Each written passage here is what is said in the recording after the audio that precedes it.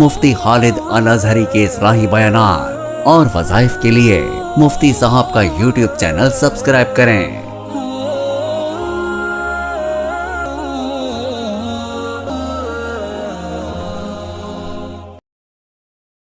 نحمده ونصلي ونسلم على رسوله الكريم اما بعد فاعوذ باللہ من الشیطان الرجیم بسم اللہ الرحمن الرحیم۔ معزز ناظرین کرام، السلام علیکم ورحمۃ اللہ وبرکاتہ۔ نبی کریم صلی اللہ علیہ وسلم نے ایک مرتبہ صحابہ کرام رضوان اللہ تعالی علیہم اجمعین کو مخاطب کر کے سوال فرمایا کہ ذرا یہ تو بتاؤ، اگر ایک شخص کے گھر کے آگے صاف اور شفاف پانی کی نہر ہو اور وہ دن میں 5 مرتبہ اس نہر سے غسل کرتا ہو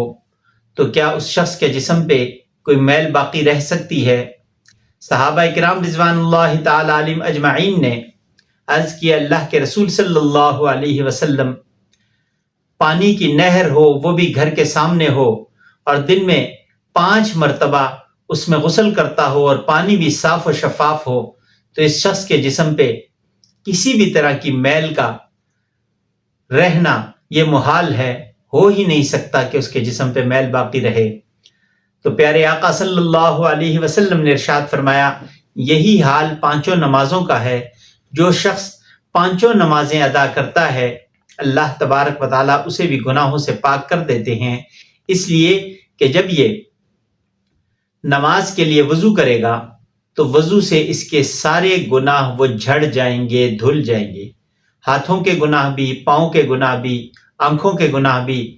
منہ کے گناہ بھی، سر کے گناہ بھی، جتنے گناہ اس کے جسم کے اعضاء نے کیے ہوں گے وہ اعضاء بھی دھل جائیں گے اور ان سے گناہ جھڑ جائیں گے۔ یہاں تک کہ ناخنوں کے نیچے بھی اگر کوئی گناہ ہوگا تو وہ بھی اللہ تبارک و تعالیٰ دور فرما دیں گے۔ وضو جب انسان کرتا ہے تو اللہ تبارک و تعالیٰ اس سے اس کے صغیرہ گناہوں کو دھو دیتے ہیں۔ پھر ایک نماز سے دوسری نماز کے درمیان کا جو وقت ہوتا ہے، جب ایک شخص ایک نماز پڑھنے کے بعد دوسری نماز پڑھنے کے لیے جاتا ہے تو اللہ تبارک و تعالیٰ پچھلی نماز سے اس ادا کی جانے والی نماز کے درمیان جتنا وقفہ ہے، اس وقفے میں جو اس سے صغیرہ گناہ سرزد ہوئے، اللہ وہ اس نماز کی برکت سے معاف فرما دیتے ہیں۔ اور جب نماز انسان پڑھتا ہے، 5 نمازیں اہتمام کے ساتھ ادا کرتا ہے تو اسے توبہ کی بھی توفیق مل جاتی ہے، اور جو کبیرہ گناہ اس سے سرزد ہوئے ہوں وہ گناہ بھی اللہ تبارک و تعالیٰ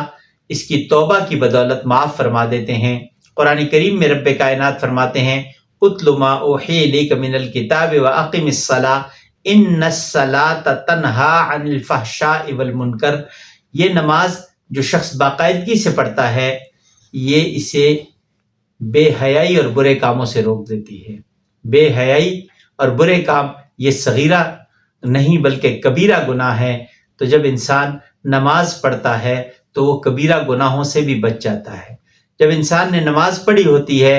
اسے کوئی ایسا موقع میسر آتا ہے جہاں جھوٹ بولنا پڑے تو یہ ذہن میں فوراً اس کے آتا ہے کہ ابھی تو نماز پڑھ کے آیا ہے اور ابھی تو نے نماز پڑھنے جانا ہے، کیوں جھوٹ بول رہا ہے؟ تو جھوٹ سے بھی بچ جاتا ہے۔ اس طریقے سے مختلف گناہوں سے نماز کی بدولت یہ شخص بچ جاتا ہے۔ اور جو شخص دن میں 5 مرتبہ اہتمام کے ساتھ نماز ادا کرتا ہے، تو جیسے کہ نبی پاک صلی اللہ علیہ وسلم نے مثال سے سمجھانا چاہا کہ ایک شخص ہے، اس کے گھر کے آگے صاف شفاف پانی کی نہر بہہ رہی ہے اور یہ دن میں 5 مرتبہ اس میں نہاتا ہے۔ پانی کی نہر ہے، صاف شفاف بھی ہے، گھر کے سامنے بھی ہے، اور 5 مرتبہ یہ اس میں نہاتا بھی ہے، تو اس کے جسم پہ کیسے میل رہ سکتی ہے؟ فرمایا یہی حال 5 نمازوں کا ہے کہ جب شخص 5 نمازیں اہتمام کے ساتھ ادا کرتا ہے تو اللہ تبارک و تعالیٰ